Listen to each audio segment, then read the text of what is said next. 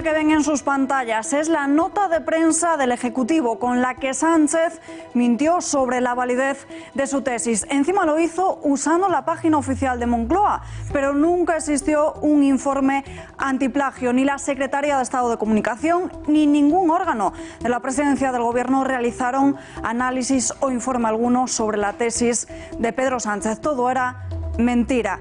Muy buenas noches. El presidente del Gobierno y aspirante a repetir no solo habría tomado prestados fragmentos de su tesis doctoral, sino que utilizó las instituciones públicas para tratar de desacreditar a quienes cuestionaban la calidad de su trabajo universitario. Mala semana la elegida por Moncloa para poner en marcha la lucha contra las fake news o las noticias falsas, según les contábamos ayer. Mal momento para que un político se reivindique guardián de la verdad cuando el verdadero fake, la verdadera farsa es el mismo. Más noticias en titulares.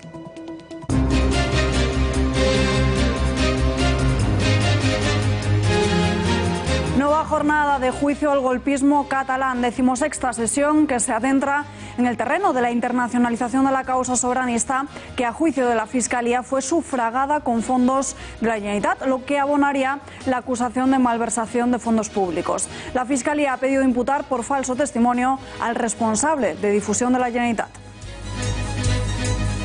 Sea usted libre a la hora de, como no podía ser de otra manera, a la hora de formular sus respuestas. Pero acuérdese que el falso testimonio no solo lo comete quien no dice la verdad, sino quien la altera sustancialmente con inexactitudes o respuestas evasivas. Òmnium Cultural y la Asamblea Nacional Catalana, junto con decenas de entidades adheridas en Madrid, han organizado una marcha bajo el lema "No hay democracia sin derecho a decidir" para este mismo sábado en la capital. Todo ello mientras que el independentismo se rompe. Les mostraremos cómo.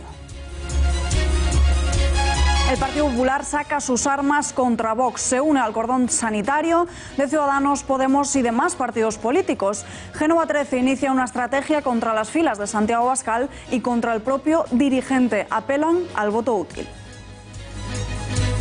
O partidos que llevan 2 meses desaparecidos. Yo no he vuelto a ver al líder de Vox, no lo he vuelto a ver, no sale. Dicen que están con la táctica de Trump. Solo en las redes sociales. ¿Por qué? Porque no tienen ningún proyecto que ofrecer a los españoles. Vox cargaba contra el 016. La presidenta de la formación en Madrid, Rocío Monasterio, criticó la pasada semana que este teléfono solo atendía a mujeres, que si un hombre llamaba pidiendo ayuda, denunciando que su mujer le había maltratado, por ejemplo, colgaban o derivaban a otro número. Miente Rocío Monasterio, tenemos la prueba que dice la verdad.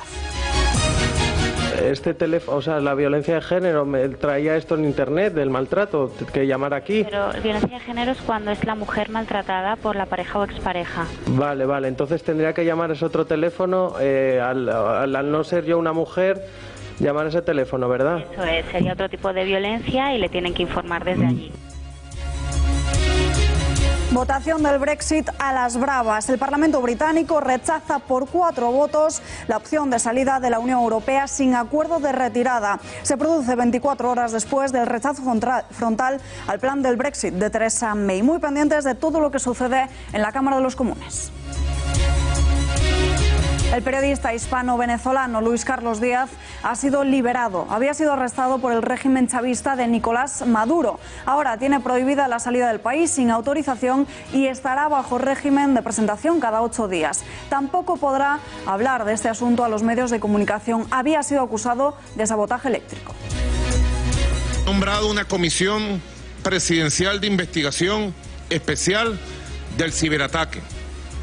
Y he pedido la incorporación de especialistas internacionales. Voy a pedir el apoyo de la ONU.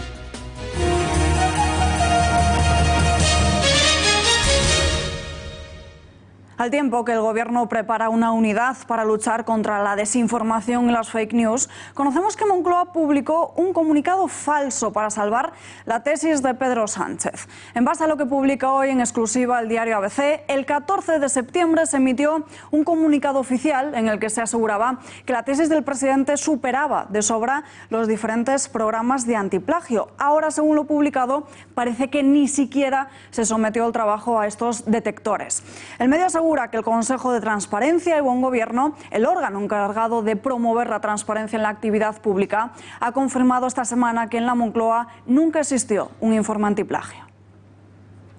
Una instrumentalización de las instituciones que denuncian desde el Partido Popular. Es por ello que la formación de Pablo Casado va a recurrir ante el Tribunal Constitucional los viernes sociales de Pedro Sánchez. Decide recurrir la aprobación de estos decretos, ya que no considera que su aprobación sea de extraordinaria y urgente necesidad, como requiere la Constitución para estas normativas. Por eso, tras ser rechazada la reclamación ante la Junta Electoral Central, el PP está redactando el recurso que quiere presentar estos días ante el Constitucional. El Partido Popular ya lo confirma. Que va a recurrir al Tribunal Constitucional los decretazos de los viernes de Sánchez. En España no se puede gobernar como a uno le sale de los decretos, no. Y lo que no puede ser es que un gobierno con 84 escaños y la minoría más exigua de la democracia pretenda en 8 semanas hacer lo que no ha podido hacer en 8 meses, ni siquiera con los independentistas batasunos y comunistas que le apoyaron la moción de censura, y encima presentarlo con un lacito de que son los decretos sociales de los viernes electorales. Es que es sencillamente una ofensa. En peligro la ampliación del permiso por paternidad.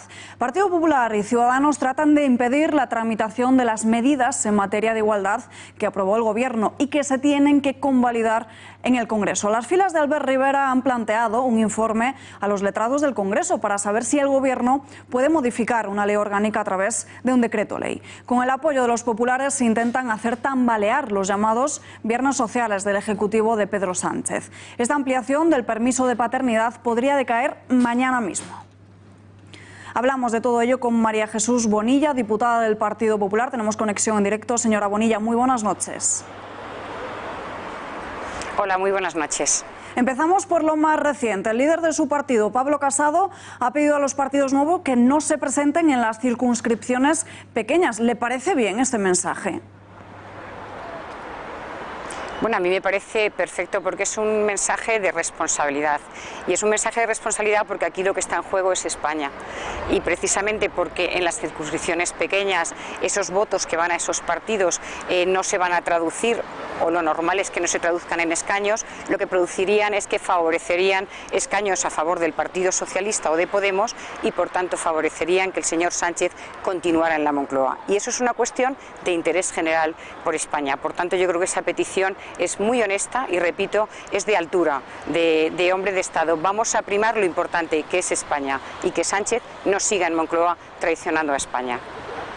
Que hurtar la posibilidad de votar a un partido es de alguna manera recortar la libertad del ciudadano. No, ni muchísimo menos. Además, nosotros respetamos cualquier tipo de partido que represente y sea constitucionalista, y por supuesto respetamos a todos los votantes y ciudadanos que decidan darles su voto. Lo que sí que decimos es que estamos en unas circunstancias en las que, precisamente porque son unos partidos pequeños y son unos partidos que, según todo lo que apunta, no sacarían una representación trasladada en escaños, sí que haciendo los cálculos se ve claramente que ese tipo de voto se perdería, no conseguirían esos partidos su escaño, sin embargo sí favorecería que esos escaños pasaran al Partido Socialista o a Podemos. Entonces, respetando totalmente el derecho de todo el mundo, decimos, bueno, así en muchos sitios se llegan a coaliciones. Esto no es una coalición, pero es una petición de decir, en estas circunscripciones que no vais a sacar representación, primemos el que esos escaños vayan hacia un partido que va a liderar precisamente la defensa de España, la defensa de la Constitución, y que desde luego no va a pactar de ninguna manera, bueno, pues con batasunos, con separatistas o comunistas. Cambiando de asunto, llevan al Constitucional los viernes sociales. ¿Cree que la propaganda de Sánchez desde Moncloa tendrá repercusión en el 28 de abril?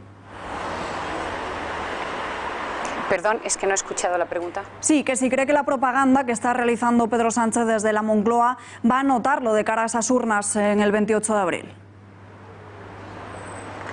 Bueno, en todo caso es tremendamente injusta. Esa propaganda desde Moncloa es muy injusta por varias razones. Lo primero, porque sería una propaganda electoral con dinero público y utilizando una institución como es Moncloa. Y en segundo lugar, porque estaría en desigualdad de condiciones respecto a otros partidos políticos. Y los ciudadanos españoles tenemos derecho todos a recibir en igualdad de condiciones todos los mensajes de los diferentes partidos políticos según se regula por la ley electoral. Por tanto, estaríamos privando de una información igual y veraz a todos los ciudadanos y, por tanto, eso iría en contra del derecho luego a elegir libremente. Yo creo que tenemos que velar todos, primero, porque los recursos públicos se utilicen debidamente y, segundo, porque todos los ciudadanos y todos los partidos políticos tengan igualdad de condiciones a la hora de emitir y trasladar sus propuestas a los ciudadanos y que los ciudadanos libremente elijan al que crea que más les representa. Apoyan la petición de Ciudadanos de revisar la constitucionalidad del decreto de igualdad. ¿Por qué? No, nosotros lo que estamos desde el primer momento, y yo di además la rueda de prensa después del Consejo de Ministros del 1 de marzo, lo que estamos diciendo y cuestionando es que estos reales decretos no son de extraordinaria y urgente necesidad. Por tanto, no reúnen los requisitos que exige el artículo 86 de la Constitución para que se pueda aprobar un real decreto. Entonces, lo que no podemos y no vamos a permitir por la vía, lógicamente, por las vías legales, es que el señor Sánchez lo que no ha hecho en estos 8 meses lo quiera hacer vía propaganda electoral en estas semanas. Y por eso nosotros vamos, y así lo ha denunciado además nuestro presidente Pablo Casado, vamos a recurrir al Constitucional la posible inconstitucionalidad de estos reales decretos. Antes de despedirnos, ¿qué le parece la comunicación de Moncloa asegurando que no hubo examen antiplagio alguno, al menos de forma oficial? Bueno, me parece vergonzoso. O sea, me parece vergonzoso cuando hemos tenido conocimiento de cómo el Consejo de Transparencia y Buen Gobierno efectivamente ha dicho de manera clara que no existió ningún informe antiplagio y, sin embargo, el 14 de septiembre todos vimos cómo decían que había superado ese control antiplagio. Me parece que es vergonzoso que una vez más utilicen las instituciones para mentir. Están utilizando el CIS, están utilizando la televisión, están utilizando muchos recursos públicos a su favor. Y esto último ya traspasa todos los límites de manera que hayan mentido de esa manera tan clara a los ciudadanos españoles. Yo lo veo intolerable. Señora Bonilla, muchísimas gracias por estar con nosotros en directo. Muy buenas noches. Muchas gracias a ustedes. Buenas noches a todos. Los grupos podrán enmendar los decretos de Sánchez con las Cortes disueltas. Los letrados de la Cámara avalan que los decretos del Gobierno se pueden tramitar como proyectos de ley y que los grupos pueden presentar enmiendas. La Diputación Permanente se podrá reunir hasta el 20 de mayo, cuando se constituyan las Cortes. A pesar de que estas estén disueltas, el informe elaborado por los servicios de la Cámara apuntan a que las Diputaciones Permanentes de Congreso y Senado seguirán con el procedimiento normal de estos decretos. El Partido Socialista ganaría las elecciones, sí, pero las cifras apuntan a que el gobierno podría estar formado por Partido Popular, Ciudadanos y Vox. El bloque centro-derecha suma. Así se desprende de la última encuesta de Celeste Tel, elaborada para el diario.es. Entre 100 y 103 parlamentarios tendría el Partido Socialista en el Congreso de los Diputados, al ser respaldado por un 25,4% de los españoles. El Partido Popular sería el segundo favorito. Tendría el 22,8% de las papeletas de las urnas, lo que le otorgaría entre 95 y 97 escaños. Le sigue al partido de Pablo Casado Ciudadanos, con una horquilla de entre 62 y 65 asientos en la Cámara Baja. En cuarta posición Podemos, que ve cómo sus cifras bajan y mucho. Vox, por su parte, 9,6% de los votos, que le harían sentarse en la Cámara Baja con 22 escaños. El dato definitivo viene marcado por la suma de PP, Ciudadanos y Vox, un 50,5% de los votos entre estas tres formaciones. Ciudadanos renunciaba ayer a sus dos caballos de batalla ideológicos, a la crítica al cuponazo vasco y a la Hacienda navarra. Decía adiós a sus continuas críticas al estrecharse la mano con UPN. Una vez servida la polémica en el partido de Albert Rivera, lo justifican de la siguiente manera. Hay que sumar contra los que buscan la anexión de Navarra. Es importantísimo desalojar del poder a quienes gobiernan hoy en Navarra. Por eso hacemos una excepción y no vamos con nuestras siglas, igual que hace UPN. Sumamos desde la gravedad de la emergencia y sin entrar en la contradicción con nuestro ideario. La posición de Ciudadanos con el régimen foral es la posición de siempre. Lo asumimos mientras esté en la Constitución, porque somos un partido constitucionalista. Somos conscientes de la dificultad de conseguir mayorías para cambiarla, posiblemente los que más, porque cuando se votó el cuponazo vasco nos quedamos solos votando en contra. Y tenemos conexión telefónica con Javier Esparza, el presidente de UPN. Señor Esparza, muy buenas noches. ¿Qué tal? Buenas noches. Bueno, como ya hemos conocido, de acuerdo con Ciudadanos, ¿cree que el partido de Rivera va a cumplir con su promesa de no hacer campaña contra la derogación del régimen foral?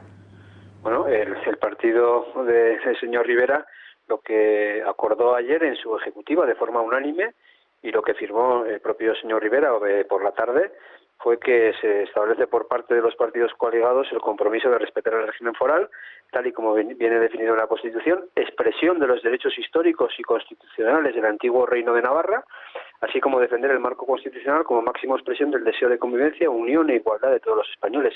También acuerdan respetar el convenio económico como instrumento adecuado para asegurar la libertad, estabilidad, cohesión y desarrollo del pueblo navarro.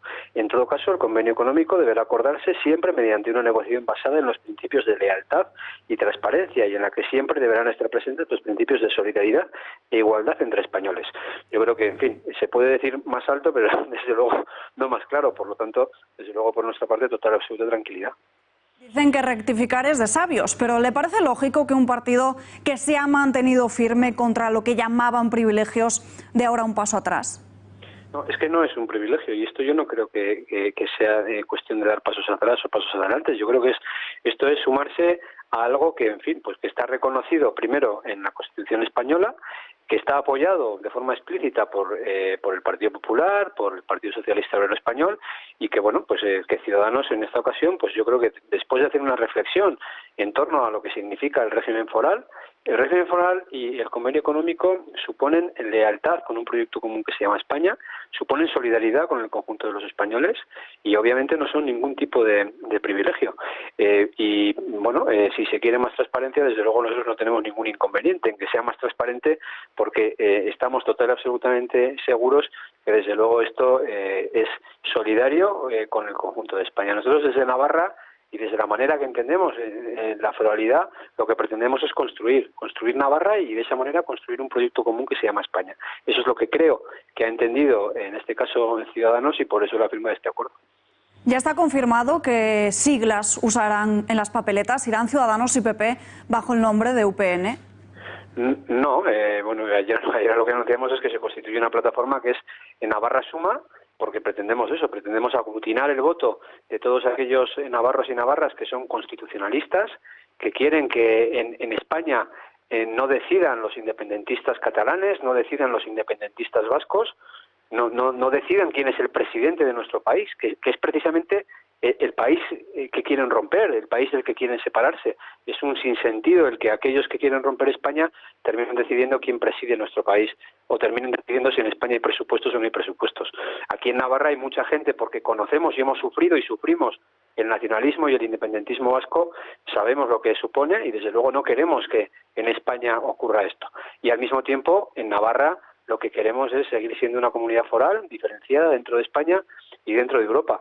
Y hoy, desgraciadamente, tenemos un gobierno nacionalista, un gobierno liderado por Uxue Barkos, pactando con EH Bildu, con los amigos de los asesinos de ETA, pactando con los amigos de Podemos, de Maduro, es decir, en fin, en un cuatripartito imposible que se ha constituido y que lo único que ha hecho en esta legislatura es dar pasos para acercarnos hacia Euskadi, para que Navarra termine siendo anexionada por Euskadi. Y a partir de ahí, ¿qué ocurrirá? Pues que levantarán la mano e intentarán pues romper, como lo mismo que está ocurriendo en Cataluña, es lo que finalmente, si Navarra cae en manos del nacionalismo vasco y termina siendo anexionada por Euskadi, pues bueno, pues a partir de ahí levantarán la mano porque quieren ser una nación, porque su proyecto es de ruptura, porque el Partido Nacionalista Vasco tiene un proyecto de ruptura, el independentismo vasco de EH Bildu es un proyecto de ruptura y el independentismo catalán es un proyecto de ruptura.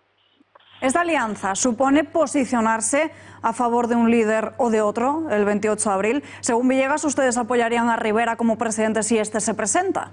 Nosotros lo que hemos dicho es que vamos a votar, votaremos en un proceso de investidura a aquel que se presente. Es decir, si Pablo Casado reúne más votos y se presenta a un proceso de investidura, le votaremos, y si Albert Rivera reúne más votos y se presenta a un proceso de investidura, le votaremos.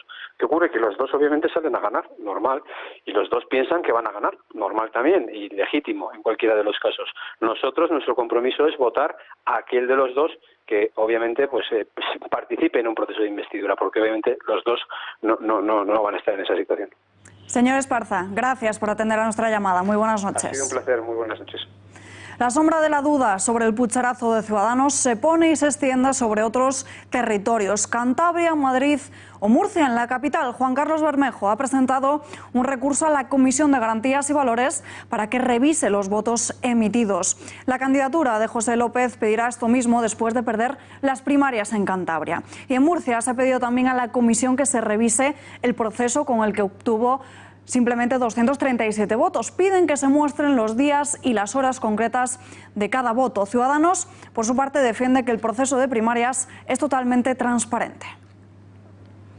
Las personas con discapacidad que voten el 28 de abril serán señaladas. 100.000 personas recuperaron su derecho a poder votar en el pasado mes de octubre debido a la modificación de la ley electoral. Pero ahora, el día de los comicios, si algún interventor o miembro de la mesa considera que una persona con discapacidad, alegando que cree que no lo hace libremente, podrá señalarle. De esta forma, el votante quedará registrado al pedirle su número de DNI. El Comité Español de Representantes de Personas con Discapacidad ya ha pedido a la Junta Electoral Central que anule de manera inmediata su decisión que permite cuestionar, dice, las condiciones del voto de las personas con discapacidad que voten en esas elecciones del 28A. Hablamos con Jesús Martín, delegado del CERMI para los Derechos Humanos. Señor Martín, muy buenas noches. Hola, buenas noches. ¿En qué circunstancias podría ser anulado el voto de una persona con discapacidad que acuda a votar? ¿Se marcaría el voto en el colegio electoral? Pues mira, la verdad es que no se podría anular en ninguna circunstancia. Precisamente la reforma de la LOREG, que hemos conseguido hace unos meses, con el consenso de todas las fuerzas políticas, un hito histórico en nuestra democracia, iba precisamente de eso, de celebrar la democracia en igualdad de condiciones para todas y todos los ciudadanos, sin excepción alguno, también para las personas con discapacidad que ahora estaban separadas de este derecho civil y político, que es el derecho a sufragio. Teníamos a 100.000 personas, a casi 100.000 personas, hombres y mujeres con discapacidad, españoles y mayores de edad, que no podían acudir a las urnas a decidir a sus representantes democráticamente. Se trata, según la ley, de evitar manipulaciones. Ustedes afirman que si se habla de influir, una persona de 18 años que vive con sus padres también puede ser influenciable. Evidentemente, la capacidad volitiva de una persona, de cualquier persona, pues evidentemente puede tener sesgos de cualquier tipo. Lo que no podemos hacer es, una vez más, señalar a las personas con discapacidad, a aquellas personas que somos más vulnerables, que nos acercamos por primera vez, en este caso esas 100.000 personas, a las instituciones, señalarnos por los interventores, por los apoderados, como personas que estamos menos cualificadas para ejercer el derecho a sufragio activo. Nosotros, pensamos que esta instrucción de la Junta Electoral Central, apenas casi 3 meses después de la aprobación de la LOREG o de la publicación de la LOREG en el BOE, pues es un fracaso de nuestra democracia, es un escándalo democrático que se tenga que señalar a ciudadanas y a ciudadanos por una condición, en este caso de discapacidad, para que cuestionar su voto y para cuestionar una conquista social como es el derecho al voto. Es cierto que las personas con discapacidad son sometidas a un examen en el que se les pregunta por cuestiones de todo tipo, políticas e ideológicas incluso. Ahora mismo no. Antes, previo a esta reforma, en la ley anterior, en la LOREG, sí que había un examen que medía la calidad del voto de estas personas incapacitadas judicialmente. Pues muchas veces el juez la sometía a un examen sobre conocimientos constitucionales, políticos, para medir la capacidad o la calidad de su voto con respecto a unas elecciones generales. Esto, pues era una cuestión completamente discriminatoria, de la que nos había llamado la atención Naciones Unidas y, por supuesto, el movimiento social CERMI, porque a nadie, a ninguna persona que va a votar, sin discapacidad o no discapacidad, se le pregunta por estas cuestiones, con lo cual era una cuestión completamente segregadora, discriminatoria y que apuntaba y señalaba una vez más a aquellas personas que somos más vulnerables, en este caso las personas con discapacidad. ¿Cree que quienes han recuperado su derecho a voto para el 28A irán a votar o se producirá quizás por desencanto un proceso abstencionista? Nosotros vamos a promover desde el movimiento social CERMI que todas las personas con discapacidad, todas ellas, ejerzan este derecho en condiciones de igualdad, siempre que ellos quieran, que no estén, bueno, pues abocados por voluntades externas, por decisiones como esta de la Junta Electoral Central, que les aparta de una cuestión que nos costó mucho conseguir a toda la ciudadanía, más a las personas con discapacidad. Con lo cual, ya que hemos conseguido que este derecho se restaure, ahora vamos a trabajar también para que el ejercicio se haga efectivo, para que no haya barreras en los colegios electorales, para que todas y todos, las personas con discapacidad, podamos llegar a las urnas a elegir a nuestros electores y a participar, como digo, en condiciones de igualdad de la fiesta de la democracia. Decir también que, bueno, que esta cuestión, esta instrucción de la Junta Electoral no ha sido en base al diálogo civil, que es una constante de un Estado democrático y de derecho, consensuada ni consultada con las organizaciones de la sociedad civil de la discapacidad. Ha sido, bueno, pues un jarro de agua fría para todos aquellos activistas y defensores de derechos humanos, y precisamente quería señalar también que la semana que viene vamos a Ginebra, a Naciones Unidas, a examinar al Estado español sobre el grado de cumplimiento de la Convención Internacional sobre los Derechos de las Personas con Discapacidad. Un tratado ratificado por España que forma parte de nuestro ordenamiento jurídico interno y, por tanto, es una ley que debemos acatar, igual que acatamos otras leyes. Con lo cual vamos a este examen con una mala noticia. En principio era buena porque se había restaurado este derecho al voto, pero parece que el sistema quiere seguir señalándonos, quiere seguir apartándonos de las instituciones y quiere seguir apartándonos de formar y de construir democracia. Señor Martín, gracias y muy buenas noches. Buenas noches a todas y a todos. Muchas gracias a vosotros.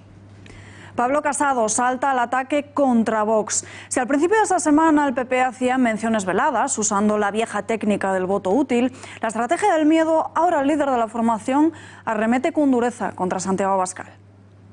O partidos que llevan 2 meses desaparecidos. Yo no he vuelto a ver al líder de Vox. No lo he vuelto a ver. No sale. Dice que están con la táctica de Trump.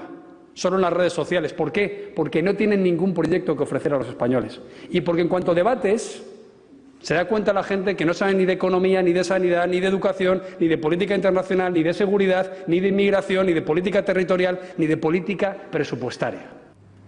Estrategia de Casado que se hace evidente en Génova 13. Una actuación derivada del baile de votos y el trasvase de escaños del Partido Popular a Vox según las encuestas. Teodoro García Egea pone en valor a su partido frente al de Santiago Abascal.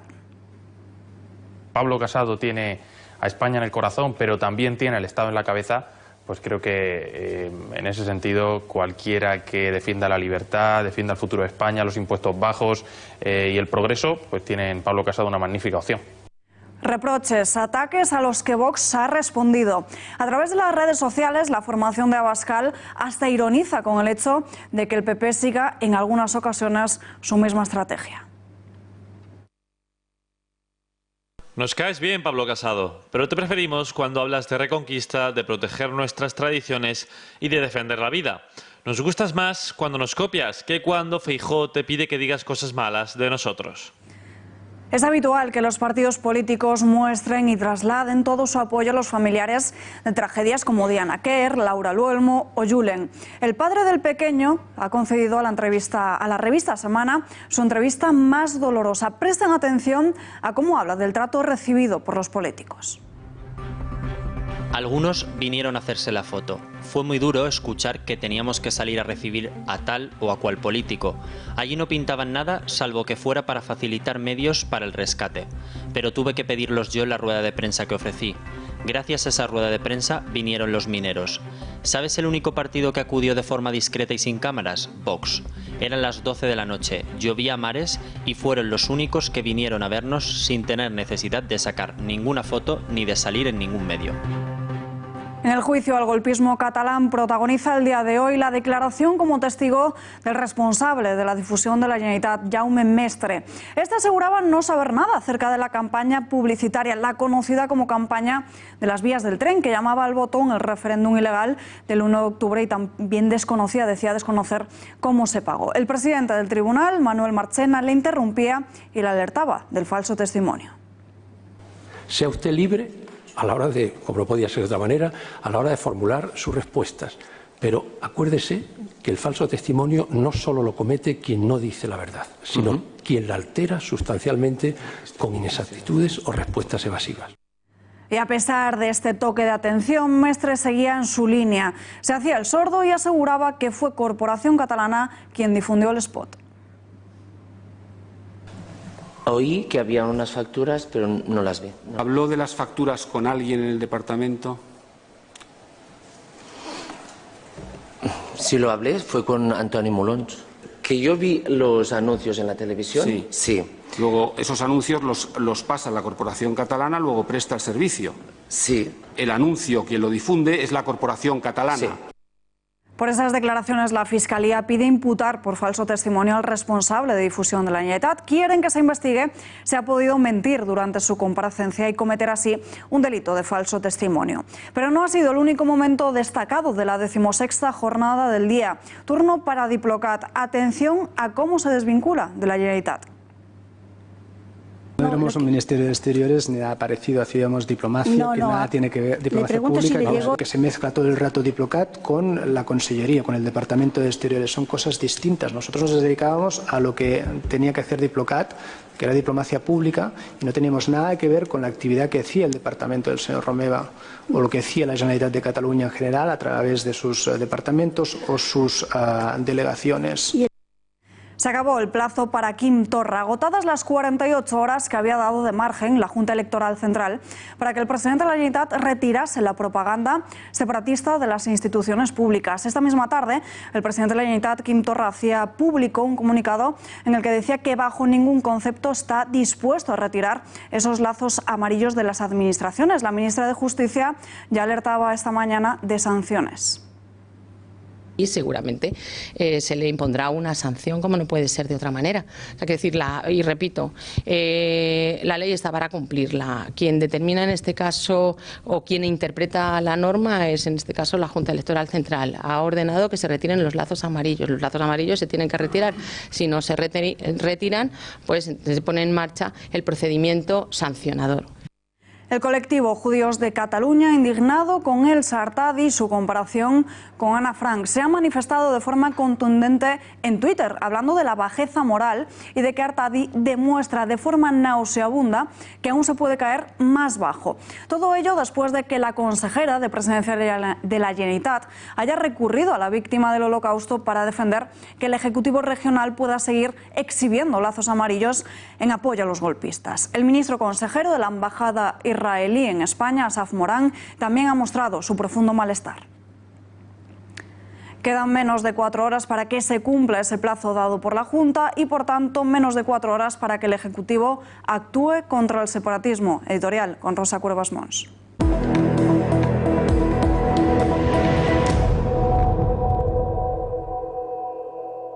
Ayer fue el ministro de Exteriores, Josep Borrell, y hoy le ha tocado el turno a la de Justicia, Dolores Delgado. Los dos se han mostrado firmes y seguros de que se cumplirá lo dictado por la Junta Electoral Central y que los lazos amarillos desaparecerán en tiempo y forma. Los lazos se quitarán y seguramente se impondrá una sanción, ha dicho Delgado. Y estamos, la verdad, deseando verlo. Estamos deseando ver cómo el mismo Ejecutivo que pactó y que volvería a pactar con el separatismo hace frente ahora al desacato de Torra y retira los lazos tal y como marca la ley. Estamos deseando también también ver la reacción del gobierno Sánchez a esa propuesta combativa anunciada por la Generalitat en su enésimo órdago a las normas que rigen en España. Nos viene muy bien, además, que sea ahora, en plena campaña electoral, cuando los líderes del PSOE se ven obligados a enfrentarse a la rebeldía separatista. A partir de las 12 de este miércoles, todo lo que no sea ordenar la retirada inmediata de los símbolos separatistas será una concesión, una de las muchas, al independentismo catalán que quiere romper España. Y confiamos en que para muchos de los socialistas que siguen creyendo en la E español que adorna las siglas de su partido, ese sea el gesto definitivo para decir a Sánchez que ahí se queda él y los lazos amarillos.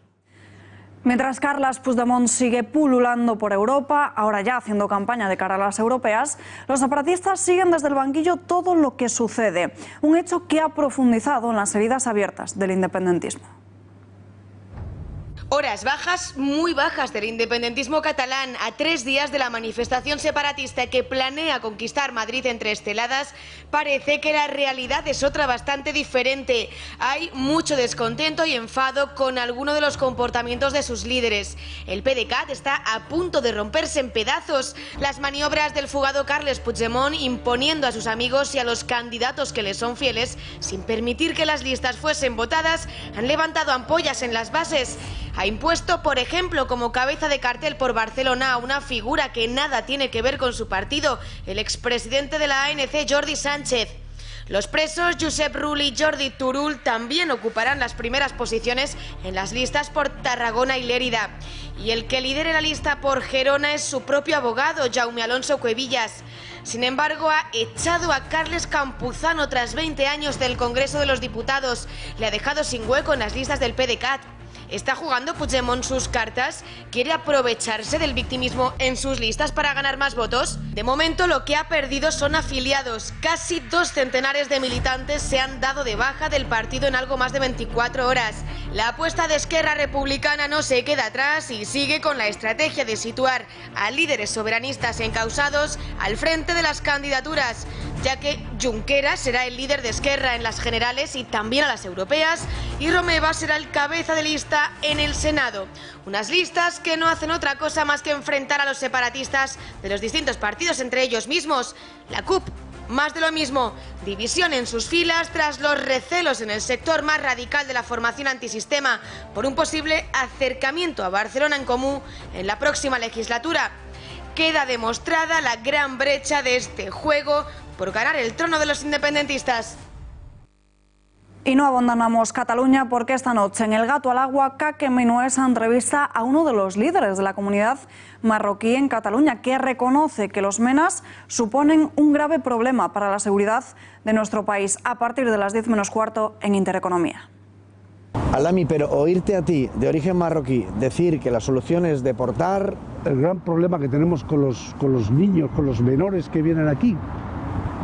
Nosotros no decimos deportar, pero decimos que esos niños tienen que ser expulsados con garantías. Pero tú sabes que si alguien dice expulsemos a esos jóvenes marroquíes, le van a llamar racista. Bueno, eso no es racista, yo creo que es hipocresía. Yo creo que aquí hay un poco de interés económico. Pedro Sánchez a mí me ha defraudado. Pedro Sánchez es un señor que ya tendría que haber cogido a Marruecos, sentarse y solucionar lo de los menores. No pasa nada. Vieron a esta, roban a esto. El partido Vox, racista. El partido Vox dice la verdad en algunas cosas. Esto me va a costar, tú no sabes cómo me van a poner algunos, bueno, esto es extrema izquierda, ¿no? Una alarma social. Alarmas sociales no hacen nada. ¿Qué persona, qué ser humano va a querer que alguien venga y que abuse de su hija? Abrimos página económica y hablamos con el periodista y el director del Pulso Económico, Xavier Orcajo. Xavier, muy buenas noches. Muy buenas noches, ¿qué tal, Alba? Bueno, la inflación anual sube hasta el 1,1% durante el mes de febrero. ¿Por qué? ¿A qué se debe? Bueno, se debe sobre todo al aumento de precios de la gasolina y los carburantes y al aumento de precios del tema alimentario, sobre todo las patatas, las frutas, todo eso ha experimentado un incremento en febrero espectacular, muy serio. En cualquier caso, hombre, los datos no son graves, llevamos en los 12 meses atrás un 1,1% de inflación, pero ojo porque febrero es un mes tradicionalmente bueno para los precios y ahora marzo, abril y mayo, que son tradicionalmente meses que generan inflación, pueden poner el índice donde no lo conocíamos yo. Inditex. O sea que, cuidado. Otro asunto, Inditex modera su crecimiento pero reparte ganancias. Reparte 3.444 millones de euros, que no es poco repartir, y vende en el mundo 26.000 millones, un poco más de 26.000 millones. En los últimos 5 años, además, esta compañía, que nació en un garaje en Galicia, como Hewlett Packard, pero en la moda, pues en los últimos 5 años ha doblado lo que vendía, Y algunos...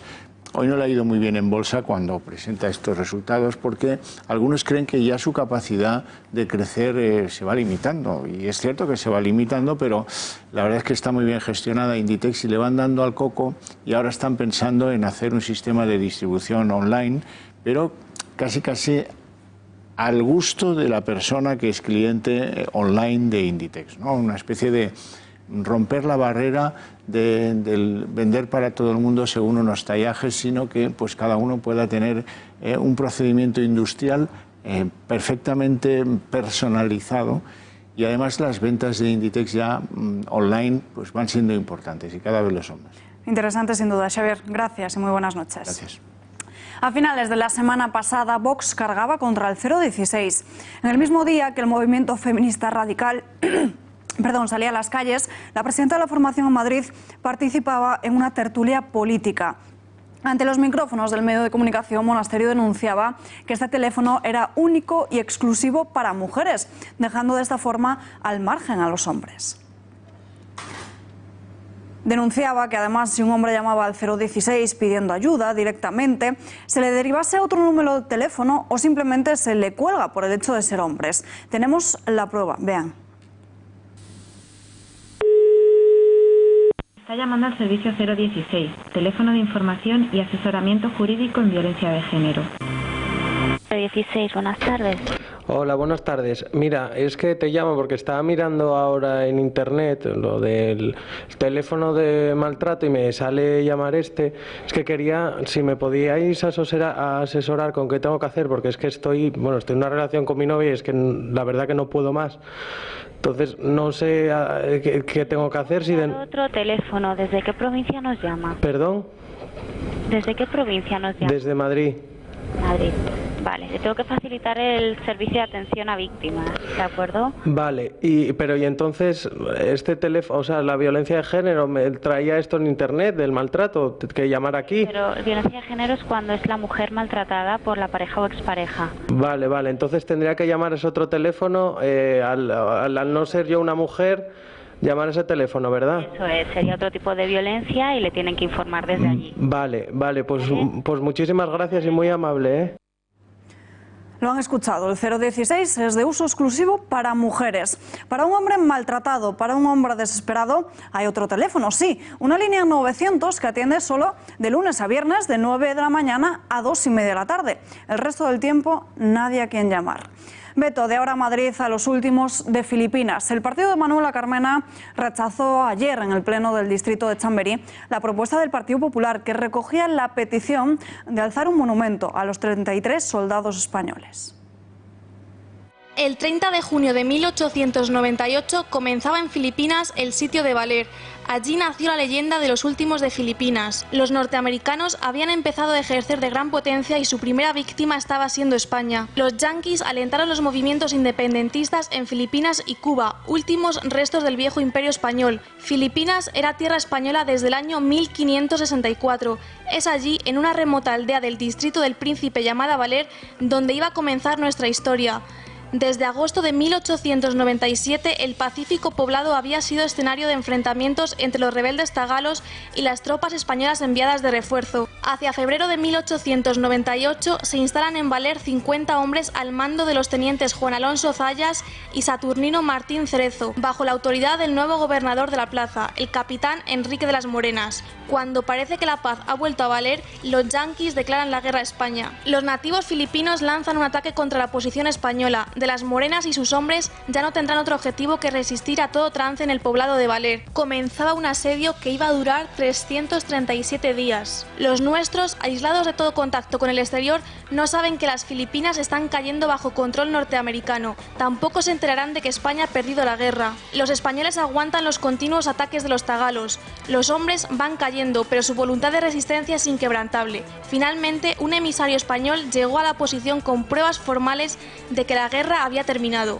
Tras 337 días de asedio, los 33 supervivientes abandonaban la aldea enarbolando la rojigualda entre un pasillo de filipinos que les presentaban armas. Esa fue la hazaña de los héroes de Valer. El presidente filipino Aguinaldo rindió honores a los héroes. Ahora bien, poco le duraría la gloria. Los yanquis entraron a saco. Se calcula que el número de víctimas alcanzó el 1.000.000 de personas. La población total de Filipinas en aquel momento era de 9 millones. La independencia filipina se deshizo bajo la represión norteamericana. En junio se cumplirán 120 años de la heroica gesta de los héroes de Valer. La Fundación Museo del Ejército propuso al Ayuntamiento de Madrid situar en la Avenida de Filipinas un monumento a estos héroes. Ahora Madrid rechazó esta iniciativa porque la consideraba colonialista.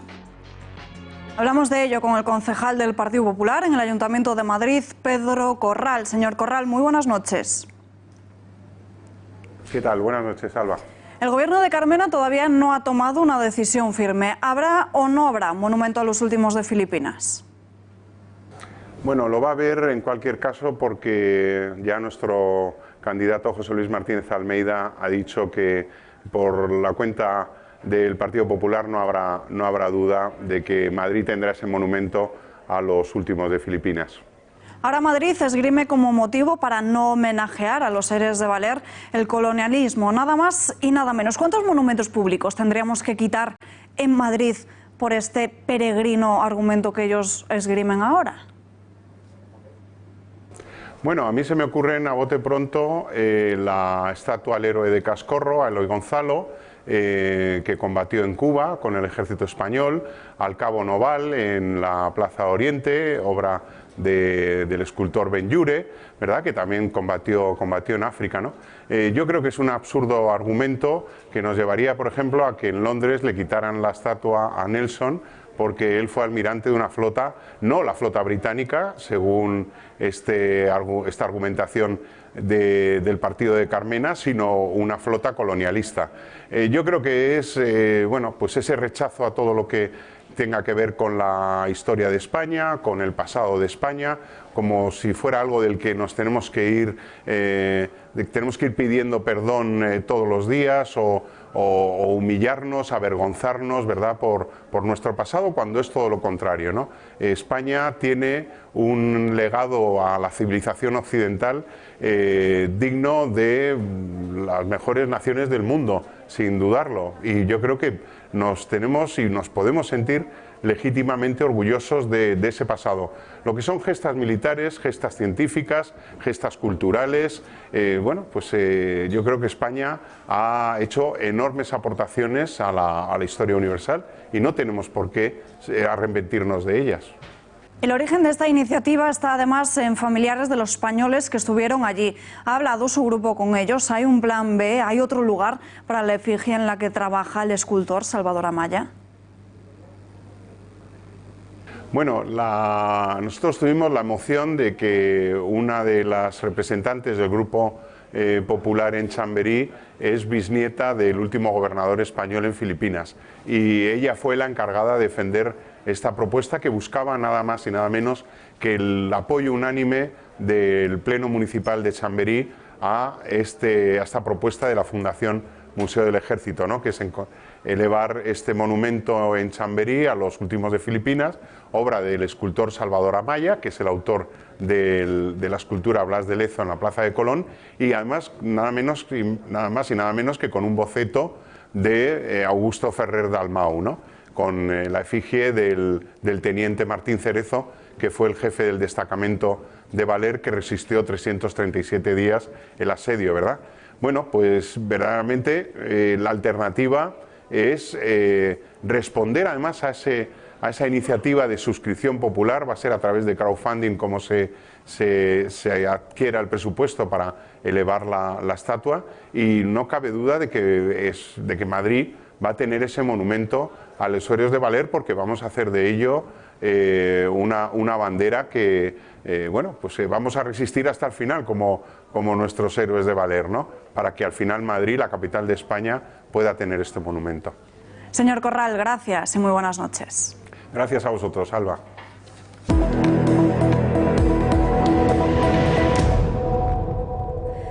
En página internacional, votación del Brexit a las bravas. El Parlamento británico rechaza el acuerdo sin salida de la Unión Europea por una diferencia de 4 votos. La votación ha comenzado a las 8 de la tarde y Theresa May no ha querido imponer la disciplina de voto, es decir, sus diputados de gobierno han votado libremente. El Parlamento rechaza, por tanto, este Brexit sin acuerdos. Pero ¿qué pasa ahora? Pues se abre otra nueva puerta, la puerta de una nueva votación que tendrá lugar mañana y en la cual se preguntará a la Cámara de los Comunes si el Gobierno debe solicitar una prórroga a la UE en la fecha de salida. Plantean junio, pero no saben decir fecha concreta.